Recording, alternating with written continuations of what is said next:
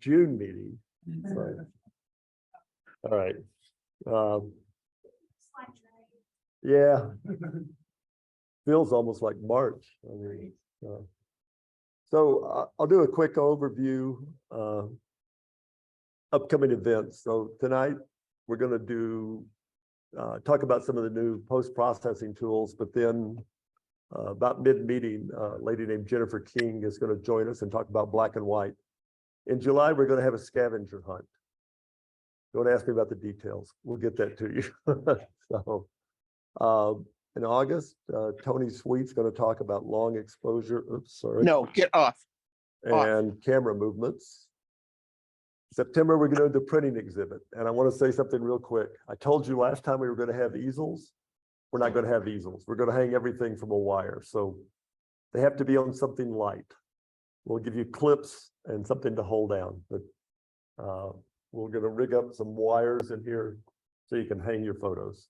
But everybody's got to bring something. We need member participation on this. So if mounted on something light, if you mount them on plywood, then no. So, but gator board or well, we'll probably have some weights, even if you just bring them, but you would want them not to be real curly, I guess is the thing. The exhibit is right out there right now. Yes, exactly. So take a look at how they're doing that out there. We'll do something similar. You can still bring up something large, but we're going to be doing them on some kind of wires and post. Questions on that? And then October, we may start out here. Then we'll talk about astrophotography, but then do a field shoot with whoever's here. Barney's going to pick a great spot. Yeah, we'll be here for it.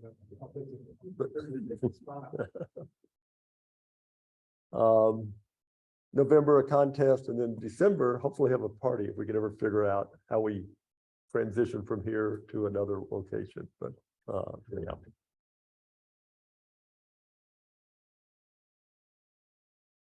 So tonight, we're going to start off with talking about some of the new post-processing tools. And we're going to turn it over to Rachel first. She's going to talk about the new, I guess, generative fill. I don't know if that's the official name for it. I mean, I've heard it called that. It's actually still in beta. And then, Barney and I are going to then talk about the Denoise tools and the sharpening tools that are available now from either Lightroom, Topaz, or DxO. And let me stop this, and I'm going to turn this over to Rachel to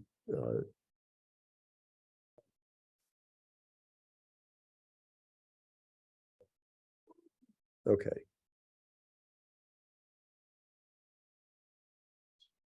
Hi, everyone. Can everyone hear me at home? Great. Can everyone see my screen at home? So Yes. Okay, we're in Photoshop, if that's what you see. So tonight, I'm going to go briefly through one of the new tools that you can get in Photoshop called Generative Fill. It's AI. It's only available in Photoshop Beta. So if you're a subscriber to the Creative Cloud, when you go to your Creative Cloud home screen, like you can see here, if it's kind of come up, let me share that one for you. I don't know if I can find it now. Anyway, I'm not going to worry about it too much. But if you here it is. So if you subscribe to the photo plan for Creative Cloud, you can see this is your Creative Cloud app on your laptop or your computer. And it has down on the left-hand side here, all your apps that you pay for and you currently are allowed to use. And then if you look down the left, you'll see this option here called beta apps or beta apps. Here's where you get your beta versions of the software. So this is where you would install Photoshop Beta. That's the only way you can currently use this tool if you want to use it. So make sure you download Photoshop beta. So it's a new AI tool. It's in beta mode, which means that they're still developing it, which means that some of the things it does are pretty weird. Some are really good and some are hilarious. So I started playing with this on Sunday when it was raining all day, and I had a jolly old time telling it to do things, and it just made stuff up that was really funny. So tonight I thought I'll take you briefly through just the basics of this tool, and then we can maybe take some suggestions from the audience as to things to add to this photo, and we can look at the hilarious results, or maybe there'll be brilliant results. So here's a photo I took on Saturday over the other side of the Tetons. You can see the ground is backwards. So what I'm going to do is I want to extend this image because it looks like I've kind of cut off the right hand side of it. What's your show's called? So I'm going to extend my Mirror. canvas size first, so I can make some room to add some more image really on that side of the picture. So I'm just going to go into image, canvas size, and make a bigger frame. Then all you have to do is select, using your marquee tool, the area that you want to change. And can you see this box has come up here? It says generative fill. So this is where you want to go to add things to your photo. So if you click on that, you get a little dialog box, and inside it, it might be hard to read, but it says, describe what you'd like to generate, or feel free to leave this blank. Now, this is a key thing you should remember, because what I want to do is extend this image to fit that whole frame. So I would think to write in there, extend image. In fact, if you do that, let's see what happens. Let's see if we can type extend image. Now it works in real time, so it takes a little bit of time, and it's accessing the internet as well. So if the Wi-Fi connection is not great, it might take a while. But to me, I would expect if I asked it to extend the image, it would just add extra, but we'll see what it does, because it won't do that. I can tell you that for free. But who knows, it might be interesting or weird, or both. So let's see, it's thinking. Okay, see what it's done? Weird, right? I mean, that's not what we want. But let's have a look, first of all, before we tell it to not do that, please. You can see down in this little dialog box now that it's given us 3 options here. See how it's got 1 of 3 and these little arrows. So I'm going to click on the next arrow, because maybe the next option is better. Yeah, it's not. And then I'm going to click on the next option. Is that better?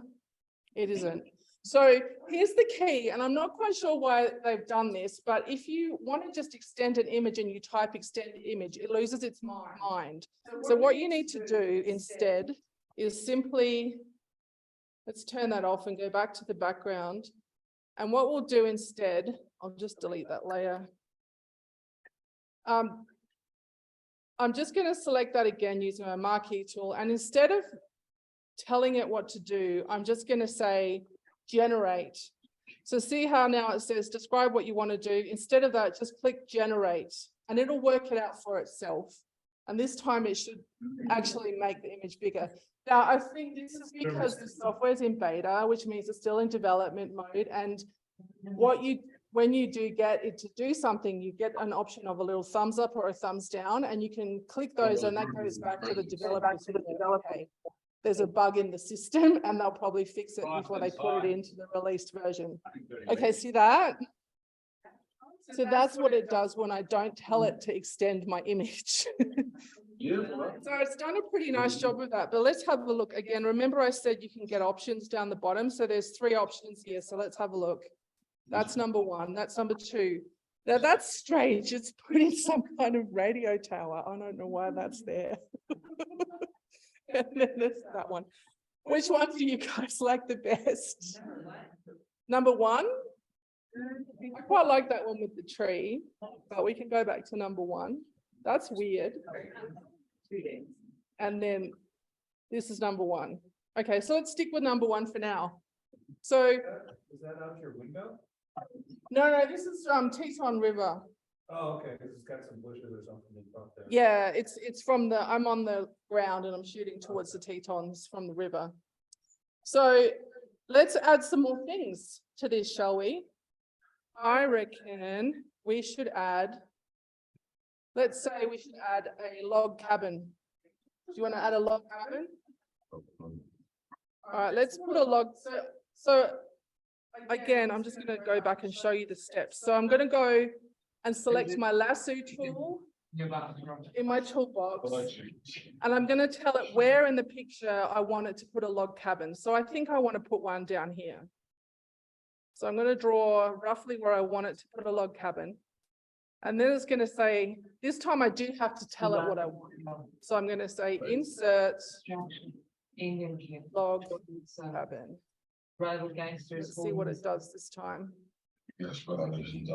Gasper's out of the game. So you will notice too that when it does these things, it saves everything in layers, which means you can turn them on and off if you don't like the result. You can adjust the layers separately if they're too bright or too dark or something like that. So it's nice that it doesn't destructively modify your picture because it saves it in layers so you can. So there we go. It's put in a log cabin. What do you guys think of that? It's not bad. So let's have a look at the options. So that one's a bit strange. And then, oh, so I don't know which one do you like the best. I think maybe the first one is the most suitable for this image. So we'll leave that. So I'm going to put in, I think we should put in a bison. What do you think? Okay, I'm going to take suggestions. What would you like to put in next? Bird up in the sunset. Put a bird in the sunset. A bird, okay. So whereabouts, Tim? Around here? Yeah. A bird. Do you have a specific kind of bird that you want to put in? Like a sandhill crane, maybe? Sure, Yeah. You're A sandhill crane. Yeah. Yeah. So we're going to ask it to insert a sandhill crane and see what it does now. And yeah, I did actually do a sandhill crane on Sunday, and it was the size of a pterodactyl. So we'll see how this works out this time.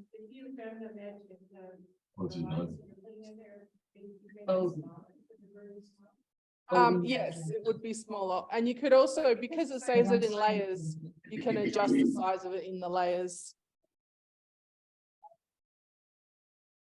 So let's see if it's going to put this bird in. So, I mean, this is probably a topic at some point for a discussion in this club is about, if you do this to your photos, at what point does this become a photo or art, or, do you have to declare it? And, it's because it's no longer a raw image, is it? You've modified it. So here we go.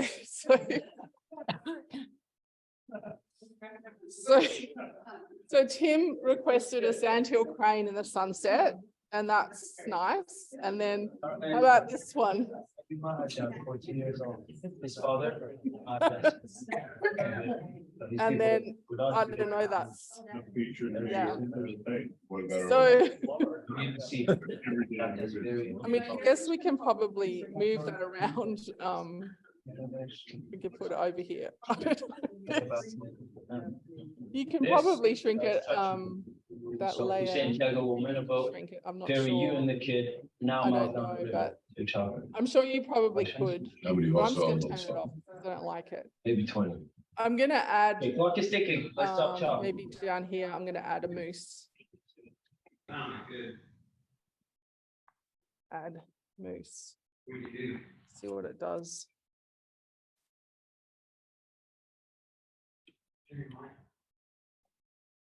So if you've been following any of the discussion about AI and how it's transforming things, some people are really frightened of it because the rate at which it's developing and advancing is exponentially. So this is a small example of AI, but we're now talking about things like, you know, people being able to mimic your voice so that when you receive a phone call, it sounds like it's a friend of yours and they say, oh, I need money, I'm in danger, and you think it's them because it's their voice.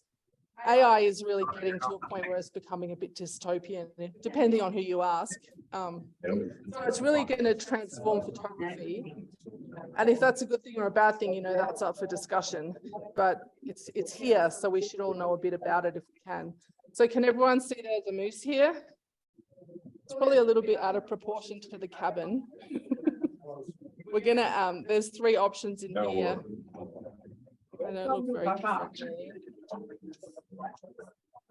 That one's kind of weird, moose. That one's maybe, it's got a very long body and a small head. And that one. So see here, these are what I was talking about. If you look at this little dialog box, there's a thumbs up or a thumbs down. So you can tell it, yeah, that's a good result or that's bad. I don't really think that's great. So I'm going to say no. It says, thank you for your feedback. I also managed to trigger the explicit alarm a couple of times. When I was playing with this on Sunday, it would say, you've tried to add something that breaches our community standards, for example. And I wasn't doing anything salacious. I was just adding moose and bears and things. So yeah, like I said, it's still, they're still working on it. I'm just going to add a bear. Why not? But, you know, I mean, this is kind of taking it to the extremes and being a little bit silly. But for example, if you had taken this photo that I took on Saturday and you did get home and think, oh, I just want 1/4 of an inch more of the mountain, this is a way you can do that really effectively. And then you probably, if ethics predict, you would probably have to say, look, I digitally modified this image. It didn't come straight out of the camera, but it can get you out of a bind if, for example, you did not quite capture that last bit of the mountain that you wish you'd captured. So there's useful applications for it as well as sort of silly applications. I don't know if it's going to add a bear. And once again, if you look down the bottom right here, you can see that everything is saved in layers. Okay, that's just weird. I don't even know what is this bit? Oh, it's like the back end of a bear. And then, so there's your other. Okay, that's weird. So that's going to get thumbs down from me. Yes. So yeah, the feedback is that's not good. Anyway, so that's kind of a very brief overview of the generative fill tool in Photoshop. So just once again, as a reminder, if you want to access this and play with it, you have to download the beta version of Photoshop, which you'll find in your apps on your computer. Look for the beta apps and then play with it. Make sure you give feedback to the developers so they can improve it. Yeah, and I'd be interested to hear if people enjoy it or if they think it's evil. But, you know, it's there and it's going to probably be in the full versions of Photoshop fairly soon. So. Can you download the beta version? It doesn't overwrite the original. No, the question was if you download the beta version of Photoshop, does it overwrite the original? It doesn't. But when you open it, you have to make sure that you open the beta version. And when you boot it up, it's a different boot up screen and it says strawberry on it. So it's a very different looking program. And you'll know from the top left corner, can you see in the top left corner of the screen, it says Photoshop beta, see up here? So you'll know, and it won't overwrite your previous version. Yeah. So Rachel, I haven't actually played with it myself, but a few people I've talked to coming up with these add-ins. It's getting kind of mixed results, but would you say it's a better use for the replacement of the clone stamp tool when you just want to remove something? Yes. So the question was, is it a better replacement for the content aware fill or the clone stamp if you want to remove or replace something. I haven't used it to remove things. I've only used it to add things. So I don't know the answer to that, but it's certainly better than content-aware fill Yeah. in my experience. And it's going to get better. You know, I mean, some of this stuff is really silly, but I was really impressed with the way that it extended this image and it gave me 3 different versions to pick from. Interestingly, what it did on Sunday is different to what it did tonight in terms of extending the image. I had more trees in it on Sunday. So every time you use it, it's going to do something slightly different. So if you don't like the result, just do it again. Yeah. Any more questions? Any questions from the floor? So you think, none of the players will matter, do you think, as the extent you know about AI, do you think it's going to come a point where you just talk to it, and you say, yeah, the question from the floor is do I think there's going to be a point in AI where you could just talk to your computer and say, add a moose in the bottom right-hand corner? Yes, I think so. And I think that's probably not very far away. With the rate that AI is advancing, I'd say that it would be on the horizon. Yeah. And then that, you know, as I mentioned, that gets into the ethics of it. Well, you know, I'm a scientist. Every time I modify any sort of image in any of the work I do, I have to declare that. Otherwise, I get suspicions of fraudulent behavior. So, you know, I mean, this could be a similar thing. Yeah, it's up for debate, but it's there. So if you want to use it. Okay. David, did you want to take over? Yeah, so right now, I think we're going to move on to the denoise and sharpening tools, and I'm going to turn it over to Barney. So.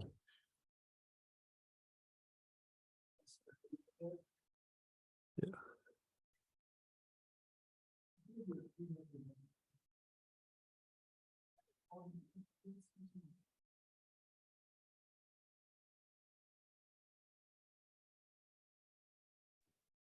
All right, there we go. Your video's off, Barney.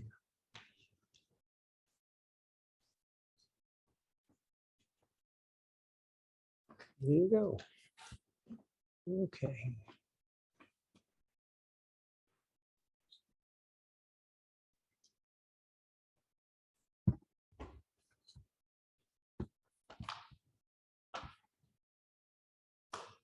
All right, so David, why can't I get to my screen? Are you sharing yet? You're co-host, so all you have to do is share.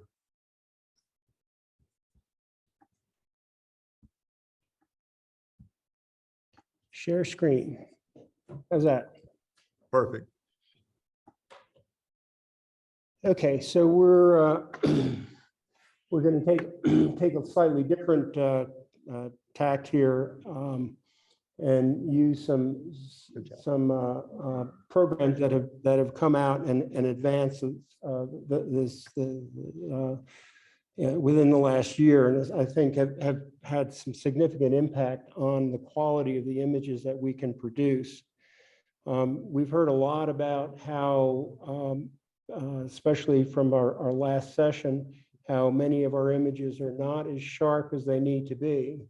And we're going to talk a little bit about that and how we can get them sharper.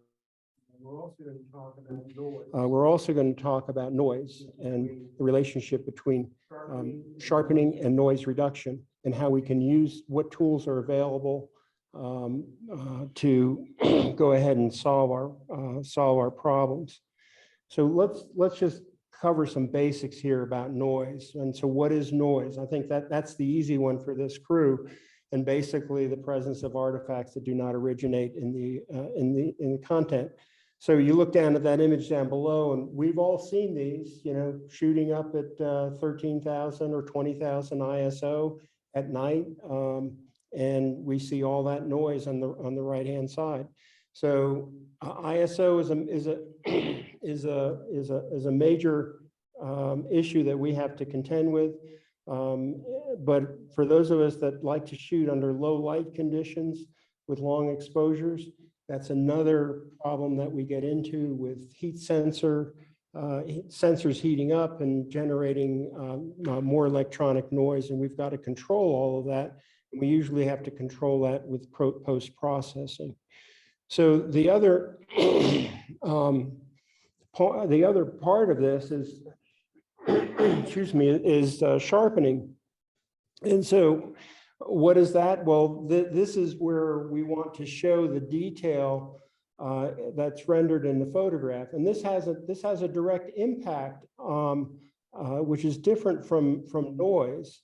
So if you eliminate the noise and you don't sharpen your image, then your image isn't going to pop, and it's going to look a little bit potentially a little bit out of focus. We all know that our raw images coming straight out of the camera and into programs like Lightroom or others that do not have any sharpening applied don't look as they should, or as we want to, and we have to do some work on them. So we want to highlight the important details. And in nature, this is, I mean, to me, it's like the bird's feathers and the landscape patterns, and get away from the appearance of a blurry photo. And again, I just want to recall Chris Richmond's recent comments. I mean, I think I counted at least a half a dozen or more times where she said, "This image isn't sharp. It's fuzzy." Well, that's something that we need to think about. And so what's that cause? Well, it could be your equipment. It could be our equipment. The choice of lens. Less expensive lenses are typically, let me get rid of the people on the side. Not as sharp as more expensive lenses. I think we all know that, but that's changed an awful lot in the past decade, because lenses now are ground by computer, whether it's a cheap lens or the more expensive lens. So it's a little bit more about the lens design than it is the individual lens. Prime lenses, in many cases, they are a little bit sharper than zooms, because zooms have more multiple parts to them in moving back and forth. I think the main issue that we have to deal with is our technique and the choice of shutter speed, the ISO standings. We don't really talk about our hand-holding technique, but I was at a workshop this past weekend teaching folks, and they were counting their cameras out like that. Their elbows were extended out to the side. Well, we don't do that. And I handed them a heavy, long telephoto lens, and that all of a sudden they brought it in because they couldn't hold it up like that. They had to bring it in and hold it like you should. Elbows in to the side, camera up against the face for a 3-point attachment. So these are things that we can go ahead to improve our individual images. So let's talk about. Let me make sure that I didn't. Yeah. Okay. So let's now talk about some specifics about denoise. And I'm gonna focus on Lightroom Classic, that's LR capital C, and Topaz Denoise AI. And I'm also going to talk about Topaz Sharpen AI, and also Topaz Photo AI. And we're going to do some comparisons, going to show you some real life examples. So what are the differences here? Well, with Classic, LR Classic, of course, you don't have to exit that. You can do everything within the program. So it's just bang, bang, bang, bang. In the develop module, you move down, you do this, you do that. If you want to get to Topaz Denoise, you have to export it. Now, it's not a big deal, but it does take some time in order to do that. In LR Classic, with the new Denoise program that they have, it only works with certain formats, with raw images. It won't work with your TIFFs, it won't work with your JPEGs. And to me, that's a real negative that I think Lightroom will eventually, or Adobe will eventually fix. Denoise, it works with them all. Computer processing for both of these programs is very intensive. So if you have a computer that's 6 or 7 years old, forget it. You're going to set this thing up and you're going to go have dinner and dessert and a coffee, and you're going to come back, it's still going to be churning. So understand that these new AI tools are very intensive as far as computer power go. The LR Classic enhances the resolution of the image, whereas the Denoise just gives you back what you got, and you have to go to other programs like Gigapixel or something else in order to do any enhancements. Sharpening. Well, it's the same thing for both Lightroom Classic and Topaz. You need to export in Topaz. For Lightroom, it's all right there. It's in the detail menu. It's non-destructive in Lightroom Classic. In Sharpen AI, it generates a new image for you. Okay, and that gets imported back into Lightroom, so you're fine with that. But you have another image that you have to work with. The big drawback right now with Lightroom Classic and their Denoise AI edition is that you really need to start with a sharp image. You can't start with a blurry image. Now, most of the images, all the images that we saw in that competition would be regarded as sharp. Okay, I want to be clear on that.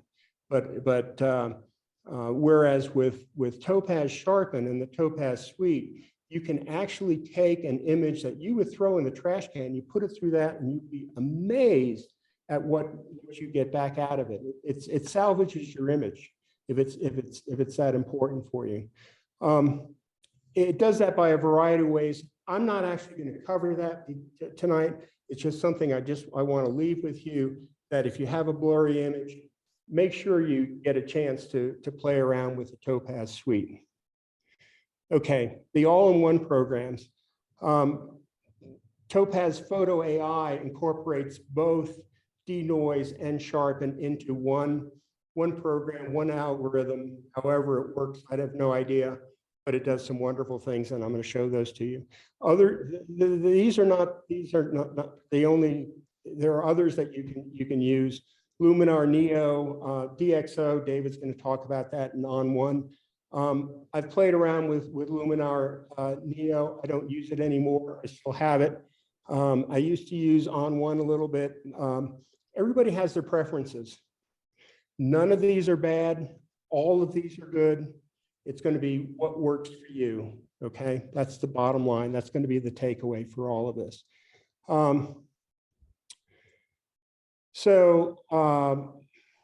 There's my bottom line. The sharpening tool is certainly acceptable, but you need to start with a sharp photo.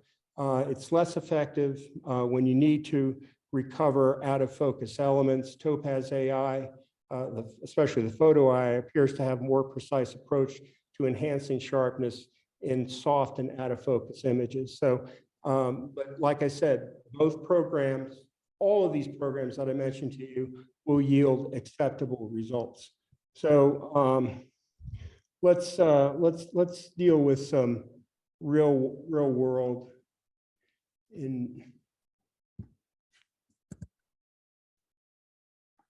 Let me close that, and I'm going to move over to Lightroom. Okay, so this is an image I took last week. It's off of Buffalo Valley Road, which parallels Buffalo Fork Creek up above Moran. And this was taken with a long lens. It was handheld. It was cropped to DX, so it's actually 1100 millimeters.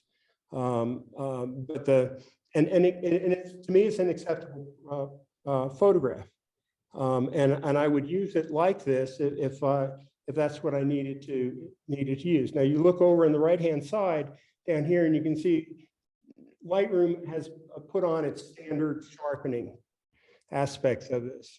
Well, let's go ahead and zoom in about 110%, 120% on this, and just focus on the coupe. Okay. If I knock out the sharpening, you probably can start to pick up some of the issues in the background, and the bird still looks pretty good. Okay. But we're dealing with a pretty sharp image to begin with. If we apply the normal amount of sharpening, then it looks better. Before, after. It's subtle, but it's there. Now, if we move on to Topaz Sharpen,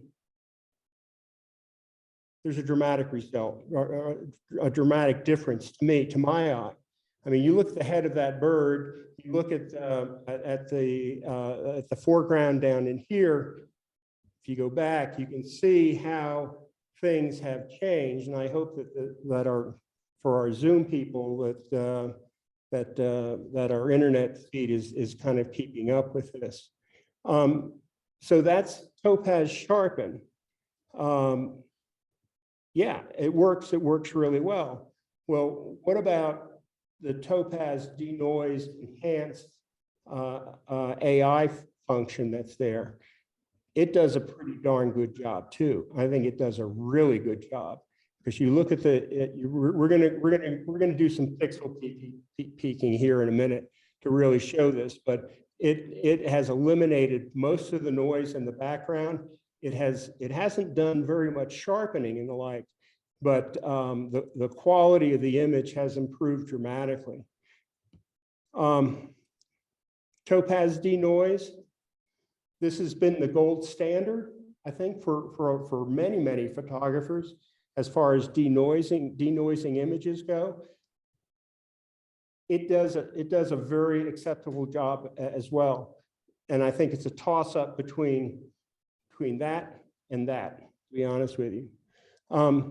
If you move to Photo AI, you're going to actually see a very significant difference in this. So let me back this up and look at this at 400%. So now this is the original image. And I'm going to move over here. So this is the original image, the 110% that part that we did, and you can see the head. You can now you can really pick up the noise, can't you? Everybody can see that. I hope it comes through that projector. Can you see that? Yeah. Good. So this is if you apply some of the standard sharpening. Okay. Remember here. Look at that the sharpening. I turned it to 0. No sharpening. This is right out of the camera. Now, Lightroom has done its thing and put in its standard amount of sharpening. Now, the bird's eye and all has a little more pop to it, but look at the background. We've got a noisy background. If we do this same with the Topaz Sharpen AI, we've eliminated I think some of that noise in the background, and we've improved the image. If you go to the denoise function in Lightroom, and you look at that, I mean, that background is nice and smooth, and the quality of the image itself looks pretty good. Now with this, you could go ahead and play around more with the sharpening sliders and get it and see what all you got. But I'm not seeing excessive halos. I'm not seeing any of that stuff that creates problems later on for us. Topaz Denoise. You can see, look at that difference in that background versus Lightroom. Big difference. I mean, to my eye on my screen, I hope it's coming across there. Now, we are pixel peaking here, folks, okay? So let's not throw denoise under the bus because of that. Denoise also has a little bit of sharpening. It does a little bit of sharpening, and so the image has a little bit more pop to it, and that's why it's doing that. Now, if we look at I got to take this back to 300%. But if we look at the results that come out of Photo AI, I mean, to me, it's like night and day, because here you've got a very smooth background. You've got actually a lot more detail in the eye, and you've got I don't know what this little thing is that's coming across the front of the beak, but but there's much more detail in here. All this micro contrast is really showing up. So it's really doing a superb job. And there are cases where you just want to use Lightroom denoise, and then there are cases where you might want to take it off and use something like Topaz. Finally, let's just move to this. Again, what I've done here is taken those segments of the bird's head and just kind of put them together because in Photoshop, we're able to really zoom in. So this was the original image right here. If you look across this board, and this is, what we're looking at here, about 110% of the image, you really can't make any difference to that. If you,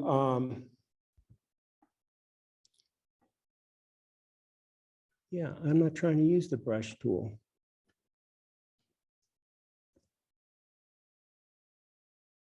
I want that tool.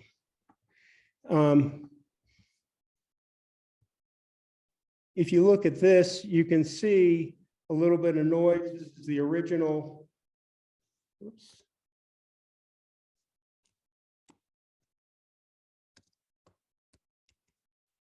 Come on.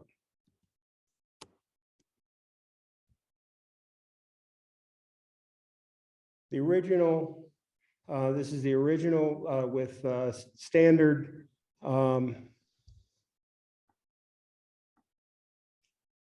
okay. And I just got to drag my fingers across here. So you can pick up some subtle differences. There's the Sharpen AI. That image looks pretty good, especially compared to the original. We need to compare the different in noise between the Noise AI out of Lightroom and Topaz. And here, if you're sitting up in the front row, you can see the difference here. You can see a little bit of noise here, and not in Lightroom. But then when you come over here to this image right here, you have great detail of the eye. You have a smooth background. You don't have halo generations around it. So what's the bottom line here? For me, I still have a subscription to Topaz, the Topaz suite with it's like $100 a year to get unlimited updates and the like. My preferred workflow is to use Topaz Photo AI when I need to, but I'm using it less now that I've got a good handle on the Lightroom Denoise AI function. Adobe has really stepped up their game, and that's because there's competition out there with DxO, with Topaz, with On1, with Luminar Neo. So we're going to continue to I think see these improvements. Now remember, October is the big month that Lightroom does their annual update of their software update. So it's going to be interesting to see what they come out with in regards to this. I would expect to see something to address sharpening, AI sharpening, because that's a big hole that they have right now. And as you saw from the demos with Sharpen AI, so we'll see what happens. Yeah, Mimi. Marty, when did they come out with this photo AI? I have Denoise and I have Sharpen, but I didn't know there was another one. Yeah, if you had a subscription last year, they gave it to you for pretty much for free. They gave it to you for free, and then if you continue your subscription, then you got continue updates. It's out now, and I honestly don't know what the cost of it is, but if you have both, then go on their site and see if they have they probably have some kind of an upgrade program. Any questions? Because I'm going to turn it over to David. He's going to talk a little bit about the DxO. When do you put it through review do your noise first or last? Oh, geez, see, Tim, there's the question for the ages, because do we want to get into a, tomato fight about this? Because some people say you got to denoise right off the bat, because any changes that you make and the enhancements that you make, you're just going to enhance your denoise. You're going to enhance your noise. I've done it both ways. And I think it, logically, it makes sense to eliminate as much noise as you can right up front before you start, enhancing your images and all. But at the same time, Lightroom has it way down in the detail. So it's, and that's kind of like their work, that's part of their workflow is working down that line. So I think it's, it's your choice. For the longest time, I've just done denoise at the very end, and I've been, really pleased with it. So, okay, anything else? David. All right, let's see.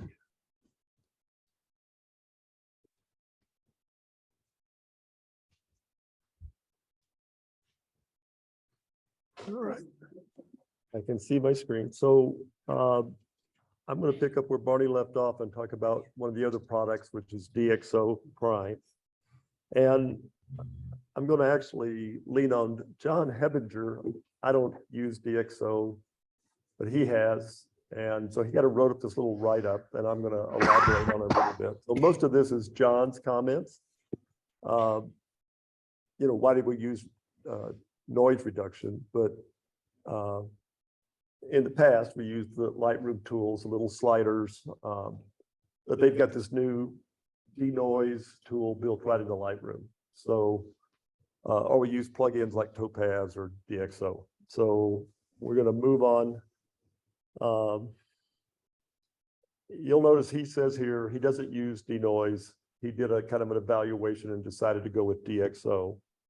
But he found that the new Lightroom tool is a huge step forward, but maybe the DxO and Topaz are even another step beyond that. So I'll come back to some comments about that in just a minute. But here's a shot that John took. I think it was at ISO 40,000, and that's straight out of the camera. So here's a shot with the new Lightroom AI tool. So it improved it quite a bit. And then that's one with DxO Prime.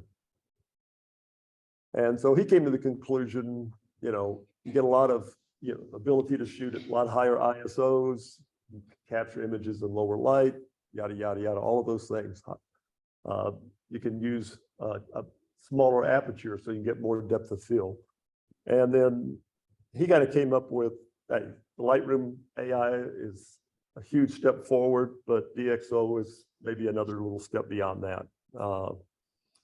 He didn't really do a comparison with Topaz, but he did a lot of researching on the internet and goes, oh, they're really close. And I think what you're going to see, all of these companies are going to be competing with each other. So it's going to move back and forth. And I actually think it changes depending on some images. Sometimes some of the things I've done look better with one tool than another, and then vice versa the next time. But anyhow, John tends to like the DxO because it has some lens correction and some other things in it. But let me get out of that real quick.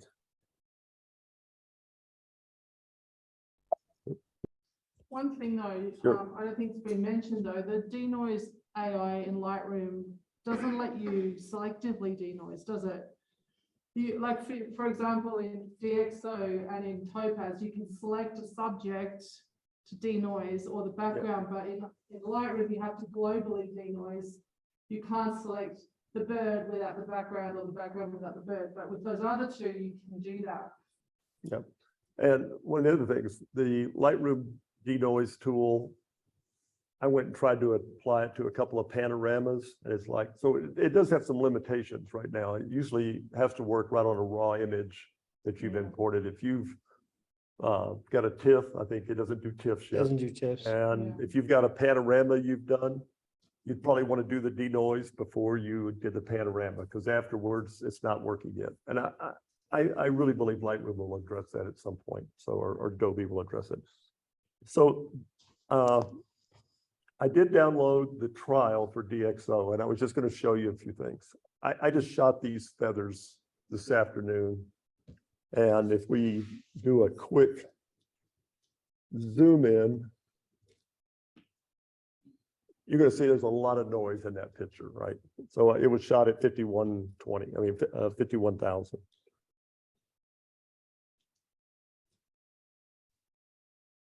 And with my little screen here.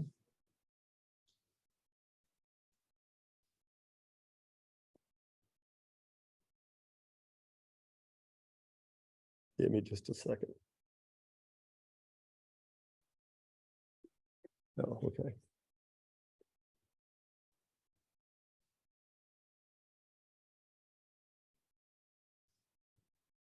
So I applied the DxO to that image. So we've got them side by side here. You can see how much noise reduction it did. And it also sharpens as you do it. So it's pretty dramatic. You can look down here, another part of the image. I thought this was kind of interesting. I'm not Let me seeing go that. across. I'm not seeing that image on my computer screen. Something in Zoom.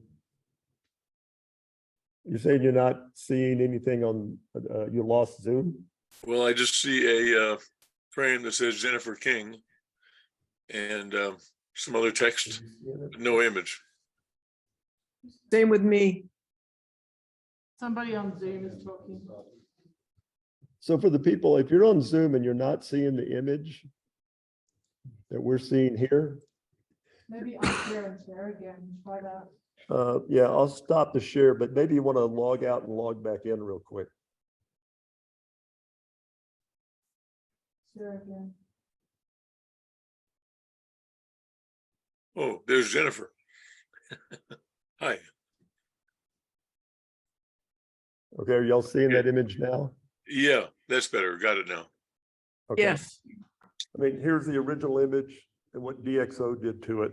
So that's the a little logo at the bottom of that, of my speaker. So yeah, it removed a remarkable amount of noise and also sharpening at the same time.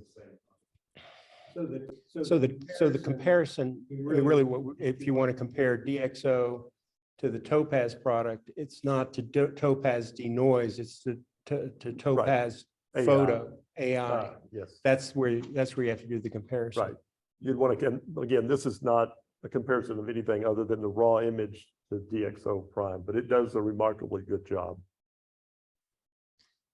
And DxO does batch processing as well. Yes, Right. that's correct. So that's the other advantage of these other programs is not Lightroom, but the Topaz suite is that you can set up your parameters, and then if you have 50 images, let it go to work and you go to bed. Yeah, and if the people on Zoom who didn't hear that, Barney was saying Topaz and DxO both let you do batch images, not just one at a time. Does DxO work within Lightroom? No, DxO and Topaz both act as plugins. So you can use them standalone, or you can operate from the Lightroom interface if you like. And what I thought I would do just real quickly, is just show you the process. So again, I just shot this across the room this afternoon. But for DxO, you would go in and let's see. Say you're going to process it with DxO. Again, I'm on the demo version, so I think it actually, you wouldn't have to go through this particular step. And it gives you all these options. But if I say start processing, and you can see on this computer, it's both Topaz and DxO when I've used them, and the Lightroom AI.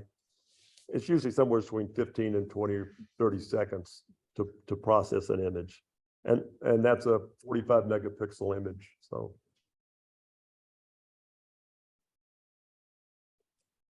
Now DxO does an interesting thing. It actually puts it in a subfolder for you. So if we went in and looked at this now, you can see how sharp this is, and I'll go back and show you the original image here in just a second.